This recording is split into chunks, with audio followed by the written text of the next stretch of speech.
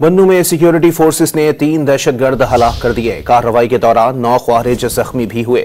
Security forces ने बन्नू के इलाके जानी खेल में खुफिया इतला पर कार्रवाई करते हुए 3 ख्वारिज दहशतगर्दों को मौत के घाट उतार दिया है, जबकि कार्रवाई में 9 ख्वारिज जख्मी हुए हैं। ISPR के मुताबिक इलाके में किसी भी ख्वारिज की मौजूदगी के खात्मे के लिए सैनिटाइजेशन ऑपरेशन जारी है।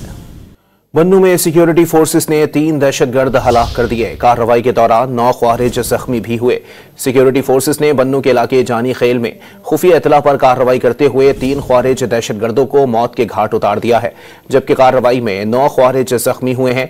ISPR के मुताबिक इलाके में किसी भी ख्वारिज की मौजूदगी के खात्मे के लिए सैनिटाइजेशन ऑपरेशन जारी है।